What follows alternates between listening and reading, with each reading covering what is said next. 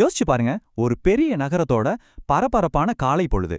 ஆனா சிலருக்கு அந்த நாள் வேலைக்கு போறதுக்காக விடியல, வாழ்க்கைக்காக விடியுது. அவங்க தேடுறது ஒரே ஒரு சமையல் கேஸ் சிலிண்டர். இந்த ஒரு குரல், இதுதான் இந்த நெருக்கடியோட நிஜமான முகம். இது ஏதோ ஒரு தனிநபரோட கவலை கிடையாது, ஆயிரக்கணக்கான குடும்பங்களோட அன்றாட போராட்டத்தோட எதிரொலி இது. சும்மா கற்பனை பண்ணி பாருங்க. 1 இல்ல 2 இல்ல, முழுசா 3 வாரமா தினமும் கேஸுக்காக அலைஞ்சு திரிஞ்சு கடைசியில வெறும் கையோட வீட்டுக்கு திரும்புறது எவ்வளோ பெரிய வலியா இருக்கும் இல்லையா? இது ஒரு சிலரோட கதை மட்டும் கிடையாதுங்க. இந்த நகரத்தோட ஒவ்வொரு மூலையிலையும் வாழ்ற ஆயிரக்கணக்கான புலம்பெயர் தொழிலாளர்களோட நிஜம் இது. அவங்களோட மொத்த வாழ்க்கையுமே இப்போ ஒரே ஒரு சிலிண்டரை சுத்தி தான் சுழன்றிட்டு இருக்கு. யாரு இவங்க? இவங்க தான் இந்த நகரத்தோட கண்ணுக்கு தெரியாத அஸ்திவாரம். நம்ம பொருளாதாரத்தை தங்களோட உழைப்பால தாங்கி பிடிக்கிறவங்க. வீட்டு வேலை செய்யறவங்க, தினக்கூலிகள், சின்னதா டீ கடை நடத்துறவங்க. இவங்களோட உழைப்பு இல்லாம இந்த நகரமே இயங்காது. ஆனா பாருங்க, இன்னைக்கு அவங்க தான் ரொம்ப மோசமா பாதிக்கப்பட்டிருக்காங்க. மாசத்துக்கு 10,000 இல்லனா 15,000 ரூபாய், இதுக்குள்ளதான் அவங்களோட வீட்டு வாடகை, சாப்பாடு, புள்ளைங்களோட படிப்புன்னு மொத்த வாழ்க்கையுமே அடங்கியிருக்கு. பல வருஷத்துக்கு முன்னாடி கிராமத்துல இருந்து ஒரு நல்ல எதிர்காலம் கிடைக்கும்னு எத்தனையோ கனவுகளோட இந்த ஊருக்கு வந்தவங்க இவங்க. ஆனா இன்னைக்கு அவங்க கண்ட கனவுகளே ஒரு பெரிய கேள்விக்குறியா நிக்குது. இப்போ எல்லாருக்கும் வர்ற ஒரு முக்கியமான கேள்வி, ஏன் ஏன் கேஸ் கிடைக்கல? இது நம்ம ஊர்ல மட்டும் நடக்கிற பிரச்சனையா, இல்ல இதுக்கு பின்னாடி வேற ஏதாச்சும் பெரிய காரணம் இருக்கா? சரி வாங்க, இந்த பிரச்சனையோட ஆணிவேர் எங்க இருக்குன்னு கொஞ்சம் சிம்பிளா பார்க்கலாம்.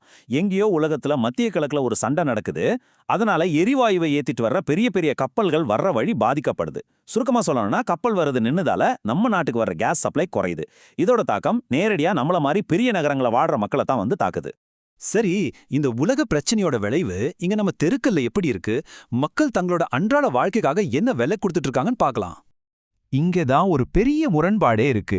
ஒரு பக்கம் அரசாங்கம் கேஸ் தட்டுப்பாடெல்லாம் இல்லைன்னு சொல்றாங்க. ஆனா இன்னொரு பக்கம் மக்களோ எங்களுக்கு ஒண்ணுமே கிடைக்கல, சென்டர்லாம் காலியா தான் இருக்குன்னு சொல்றாங்க. ரெண்டுல எது உண்மை? இந்த மாதிரி ஒரு நிலைமை வந்தா என்ன ஆகும்? கள்ள சந்தை தான் உருவாகும். பாருங்க, கவர்மெண்ட் விலையை விட 3-4 மடங்கு அதிகமா பணம் கொடுத்து கேஸ் வாங்க வேண்டிய ஒரு கட்டாயத்துக்கு மக்கள் தள்ளப்படுறாங்க.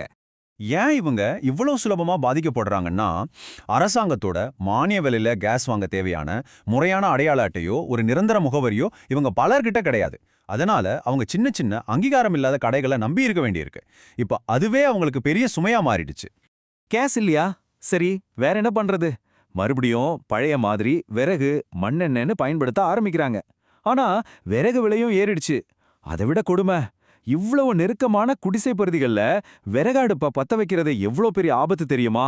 ஒரு சின்ன தீப்பொறி போதும், மொத்த வாழ்க்கையில சாம்பல் ஆயிடும். இந்த எல்லா கஷ்டத்துக்கும் உச்சக்கட்டமா இப்போ ஒரு சோகமான விஷயம் நடக்க ஆரம்பிச்சிருக்கு. மக்கள் தங்க கனவுகளோட வந்த இந்த நகரத்தையே விட்டுட்டு வெளியேற ஆரம்பிச்சிட்டாங்க. இந்த ஒரு வார்த்தை போதும் அவங்க படுற வேதனைய புரிஞ்சுக்க. இது ஒரு விருப்பம் இல்ல, இது ஒரு நிர்பந்தம். வாழ வழி இல்லாத எடுக்கப்பட்ட ஒரு முடிவு. சும்மா ஊருக்கு போகலாம் அவங்க. வருஷ கணக்கா செஞ்ச வேலையை விட்டுட்டு, புள்ளைங்களோட படிப்பை பாதியில நிறுத்தி, கஷ்டப்பட்டு வாங்கின வண்டியை வித்துட்டு ஒரு நிச்சயமில்லாத எதிர்காலத்தை நோக்கி போறாங்க. இந்த தொழிலாளர்கள் போனதுனால அவங்க வாழ்க்கை மட்டும் பாதிக்கப்படல. அவங்கள நம்பி இயங்குற சின்ன சின்ன கம்பெனிகள், கட்டிட வேலைகள், ஜவுளி தொழிலுன்னு எல்லாமே மெதுவா முடங்க ஆரம்பிக்குது. இது மொத்த நகரத்தோட பொருளாதாரத்தையே அசைச்சு பாக்குது. நிலைமை இப்படியே போனா நாளைக்கு என்னாகும்? இது தற்காலிகமா முடிகிற பிரச்சனையா, இல்ல ஒரு பெரிய சமூக மாற்றத்தோட தொடக்கமா? நாம கண்டிப்பா யோசிக்க வேண்டிய கேள்வி இதுதான். இந்த ஒரு நெருக்கடி நம்ம நாட்டோட நகர வாழ்க்கை, கிராம வாழ்க்கைங்கிற கட்டமைப்பையே மாத்திரமா?